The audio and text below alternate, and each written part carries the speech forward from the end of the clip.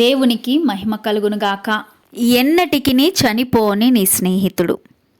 ఒక దైవజనునికి తరచూ ఉత్తరములు వ్రాస్తూ ఉండిన ఒక వ్యక్తి తన ఉత్తరములను ఎన్నటికిని చనిపోని నీ స్నేహితుడు అని వ్రాస్తూ ముగించేవాడట. తనకు క్రీస్తుపై ఉన్న బలమైన విశ్వాసము యేసు ప్రభు తిరిగి వచ్చు వరకు తనను సజీవునిగా కాపాడగలదని నమ్మినాడు. బ్రతికి నాయందు విశ్వాసముంచు ప్రతివాడును ఎన్నటికీ చనిపోడు. యోహాను సువార్త 11వ అధ్యాయం 26వ వచనం లేఖన ప్రకారంగా యేసు ప్రభు మాటలను ఆయన తప్పుగా అర్థం చేసుకున్నందున ఆయన ఇలాంటి నమ్మికను కలిగి ఉన్నాడు. చాలా కాలం నుండి అతని యొద్ద నుండి ఉత్తరములు ఈ దైవజనుడికి రావడం ఆగిపోయాయి గనుక అతడు చనిపోయాడని దైవజనుడు ఎరిగి ఉండెను. చనిపోయి ఉంటే అతడు పరలోకంలో ఉన్నాడు గనుక ఆ మాట యొక్క అర్థము తప్పుగా గ్రహించి ఉన్నాడని నిశ్చయముగా తెలుసుకొనను. యేసు ప్రభు ఈ మాటలను చెప్పినప్పుడు 2 రకములైన మరణములను దృష్టిలో ఉంచుకొని చెప్పినట్లు కనబడుచున్నది. భౌతిక మరణం అనగా శరీరము నుండి ప్రాణాత్మలు విడిపోవుట. రెండవది ఆత్మీయ మరణం అనగా దేవుని నుండి శాశ్వతముగా వేరగుట. క్రీస్తుని మనం సొంత రక్షకునిగా అంగీకరించక మునుపు మనమంతా అపరాధముల చేతను పాపముల చేతను చచ్చిన వారమైతిమి అని ఎఫెసీ పత్రిక 2వ అధ్యాయం 1వ వచనం సెలవిస్తుంది. కానీ మనం ఆయనను నమ్మినప్పుడు ఆత్మీయంగా బ్రతికింపబడుదుము. తన యందు విశ్వాసముంచు ప్రతివాడు మరణములో నుండి జీవములోనికి దాటి ఉన్నాడు అని యోహాను సువార్త 5వ అధ్యాయం 24వ వచనంలో యేసు ప్రభు చెప్పి ఉన్నారు. క్రీస్తును రక్షకుడని నమ్మిన మనము దేవుని నుండి ఎన్నడూను వేరు చేయబడమనే నిశ్చయతను కలిగి ఉన్నాము. ఈ విధంగా చూస్తే ఎన్నటికిని చనిపోని నీ స్నేహితుడు అని మాటలతో మన ఉత్తరములను ముగించుట సమంజసంగానే ఉండును. ఒకసారి మాత్రమే జన్మిస్తే 2 సార్లు చనిపోవలసి వస్తుంది. 2 సార్లు జన్మిస్తే ఒకసారి మాత్రమే చనిపోవలసి వస్తుంది.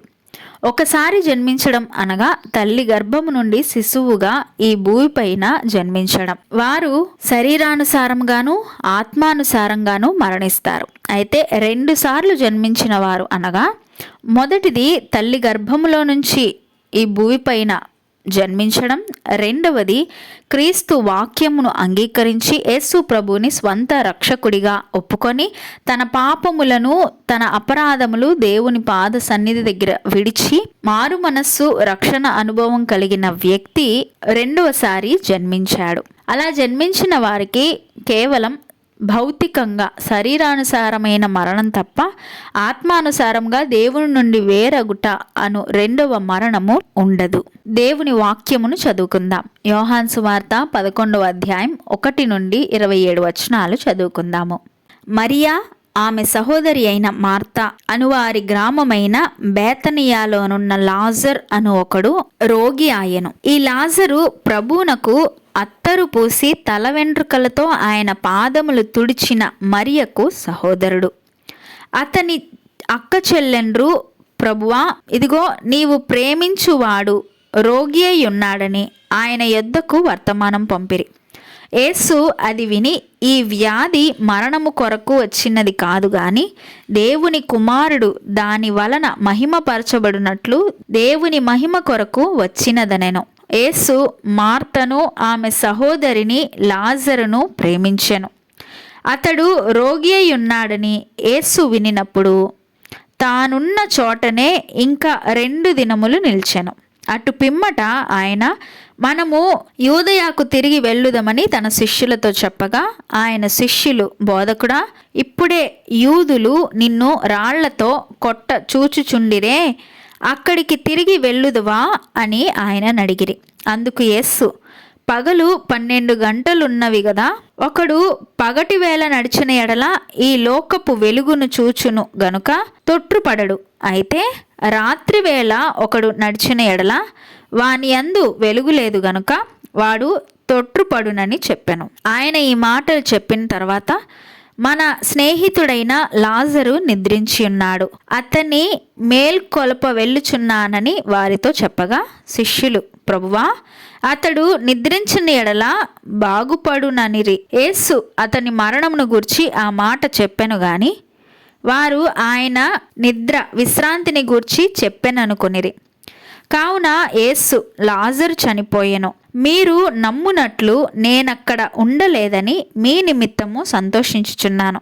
అయినను అతని యొద్దకు మనము వెళ్ళుదము రండని స్పష్టముగా వారితో చెప్పెను. అందుకు దిదుమ అనబడిన తోమ అతనితో కూడా చనిపోవుటకు మనమును వెళ్ళుదమని తన తోడి శిష్యులతో చెప్పెను. యేసు వచ్చి అది వరకే అతడు 4 దినములు సమాధిలో ఉండెనని తెలుసుకొనెను. బేతనియా యెరూషలేమునకు సమీపమై ఉండెను. దానికి ఇంచుమించు కోసెడు దూరము గనుక యూదులలో అనేకులు వారి సహోదరుని గూర్చి మార్తను మరియను ఓదార్చుటకై వారి యొద్దకు వచ్చియుండిరి. మార్త యేసు వచ్చుచున్నాడని విని ఆయనను ఎదుర్కొన వెళ్ళెను గాని మరియ ఇంటిలో కూర్చొని ఉండెను. మార్త యేసుతో, ప్రభువా, నీవిక్కడ ఉండిన ఎడల నా సహోదరుడు చావకుండును. ఇప్పుడైనను నీవు దేవుని ఏమడిగినను దేవుడు నీకనుగ్రహించునని ఎరుగుదుననెను. యేసు, నీ సహోదరుడు మరలా లేచునని ఆమెతో చెప్పగా, మార్త ఆయనతో, అంత్యదినమున పునరుద్ధానమందు లేచునని ఎరుగుదుననెను. అందుకు యేసు, పునరుద్ధానమును జీవమును నేనే. నా యందు విశ్వాసముంచువాడు చనిపోయినను బ్రతుకును, బ్రతికి నాయందు విశ్వాసముంచు ప్రతివాడును ఎన్నటికీ చనిపోడు. ఈ మాట నమ్ముచున్నావా అని ఆమెనడిగాను. ఆమె, అవును ప్రభువా, నీవు లోకమునకు రావలసిన దేవుని కుమారుడవైన క్రీస్తువని నమ్ముచున్నానని ఆయనతో చెప్పెను. ప్రతి మనిషిలోనూ చావు భయం అనేది ఉంటుంది. అనారోగ్య పాలైనప్పుడు మనిషి చాలా ఆందోళన చెందుతుంటాడు. అయితే విశ్వాసులు రోగి అయి పడి ఉన్నప్పుడు క్రీస్తు ప్రభువుని వేడుకోవాలి. తద్వారా ఆయన జీవమై ఉన్నాడు కాబట్టి ఆ జీవమును దేవుడు మనకు అనుగ్రహించి స్వస్థపరిచి మనలను సంపూర్ణ ఆరోగ్యవంతులుగా తీర్చిదిద్దును. అయితే ఒకవేళ దేవుని చిత్తమై మరణము సంభవించిన ఎడల అతడు కూడా సంతోషించవలెను. సిద్ధ మనస్సుతో దేవుణ్ణి ఎదుర్కొనుటకు సంసిద్ధముగా ఉండవలెను. ఎందుకనగా పునరుద్ధానమును ఆయనై ఉన్నాడు. ఇహలోకములో మరణించినను ఎన్నటికీ విడిపోని క్రీస్తు ప్రభువారి కృపకు, ఆయన దయకు, ఆయన సహవాసమునకు నిత్యము వేరుపరచబడకుండా ఉందుము గనుక. పునరుద్ధానము జీవము క్రీస్తు ప్రభువారై ఉన్నారు కనుక ప్రతి విశ్వాసి ఏది సంభవించినను క్రీస్తు ప్రభువారిని స్తుతించుటకు సిద్ధ మనస్సుతో ఎదురుచూచుచుండవలెను. ఒకవేళ మీలో ఎవరైనా శరీరానుసారంగా అస్వస్థత కలిగిన ఎడల నాతో పాటు ప్రార్థనలో ఏకీభవించుము. పరలోకమందున్న మా ప్రభువా, దేవా, నీకే స్తోత్రములు చెల్లిస్తున్నాము నాయన. పునరుద్ధానమును జీవమును నేనే అని సెలవిచ్చిన నా తండ్రి, నీకే వందనాలు. మాకు జీవము దయచేయువాడవు నీవే. అందు నిమిత్తము మిమ్మల్ని స్తుతించుచున్నాము నాయన.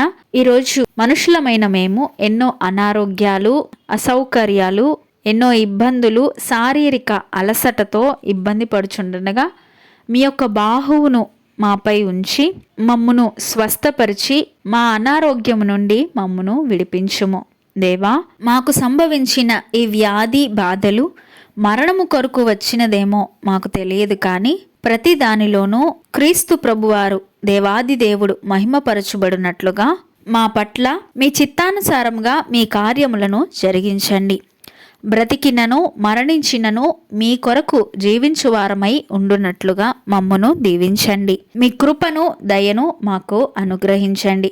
మీ చిత్తమైతే మమ్మల్ని స్వస్థపరిచి సంపూర్ణ ఆరోగ్యముతో నిలువబెట్టండి.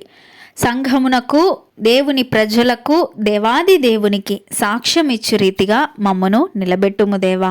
మాలో అనేకులు బలహీనమై ఎంతో నీరసించి ఎన్నో అనారోగ్యాలతో బాధపడుచుంటుండగా మీ యొక్క గాయపడిన హస్తంతో మీరు ముట్టి తాకి స్వస్థపరిచి మాకు మంచి ఆరోగ్యమును దయచేయము దేవా. హిజ్కియా మరణకరమైన రోగం వచ్చినప్పటికీ నీ తట్టు తిరిగి ప్రార్థించి నిన్ను వేడుకొనగా అతనికి ఆయుష్ను దయచేసి మంచి ఆరోగ్యమును దయచేసిన రీతిగా మాకు కూడా నాయన మీ యొక్క ఆరోగ్యమును దయచేయండి. మీ చిత్తం ఉంటే మాకు ఆయుష్ను పొడిగించండి. అంతేకాదు ప్రభువా, మాలో అనేక మంది శారీరకంగా, మానసికంగా, ఆధ్యాత్మికంగా కూడా నాయన మీ స్వస్థత కోసం ఎదురుచూచుచుండగా మీరు వారిని స్వస్థపరచండి. అనేకులు వారి బాధ ఏంటో ఇంకొకరికి పంచుకోలేని స్థితిలో వారు ఉండి ఉండవచ్చు. నాయన, మీరు అంతరంగములు పరిశోధించు దేవుడవు గనుక, వారి హృదయ ఆలోచన యావత్తు నీవు ఎరిగి ఉందువు గనుక నాయన, వారిని ముట్టి బాగు చేసి స్వస్థత కలిగించి విశ్రాంతి కలిగించండి. వారి ఆలోచనల ద్వారా ఎవరైతే సతమత పడుతూ ఉంటున్నారో ఒక మంచి పరిష్కారంను దయచేయండి. వారి సమస్యలో మిమ్మల్ని చూచి సిలువ వైపుకు తిరిగినప్పుడు ఆ సమస్యకు పరిష్కారము వారికి లభించగా మిమ్మల్ని స్తుతించినట్లుగా వారిని తీర్చిదిద్దండి. ఎవరి గృహాల్లో అయితే ఆరోగ్యవంతమైన పర్యావరణము లేదో వారిని మీరు కనికరించండి, దృష్టించండి. వారి గృహాల్లో కూడా సంపూర్ణమైన ఆరోగ్యవంతమైన బంధములు, బాంధవ్యాలు కలిగి వారు జీవించున్నట్లుగా, కుటుంబముగా మిమ్మును స్తుతించి మీ యొక్క దీవెనలు, కృపను పొందుకొనున్నట్లుగా సహాయము దయచేయండి. మాకు నిజమైన స్నేహితుడవు నీవే గనుక మమ్మును విడువక ప్రేమించుచున్న తండ్రి, మిమ్మల్ని స్తుతిస్తూ గనపరుస్తూ ఉంటున్నాం. ఎవరైనా మిమ్మును ఎరుగకుండిన ఎడల వారు మీ లేఖనముల ద్వారా మీ సత్యమును వారు గ్రహించి తమ పాపములను ఒప్పుకొని మిమ్మును స్వంత రక్షకుడిగా అంగీకరించి రెండవసారి జన్మించినట్లుగా యుగ యుగములు మీతో సంబంధం కలిగి జీవించువారై ఉండునట్లు వారిని దీవించండి, ఆశీర్వదించండి. మీ కృప ద్వారా మమ్ములను, మా కుటుంబములను వర్ధిల్లింప చేయుము తండ్రి. మిమ్మల్ని స్తుతిస్తూ మీ నామాన్ని గణపరుస్తూ మా ప్రభువును రక్షకుడైన యేసుక్రీస్తు ప్రభువారి నామమున అడిగి వేడుకుంటున్నాము తండ్రి. ఆమెన్.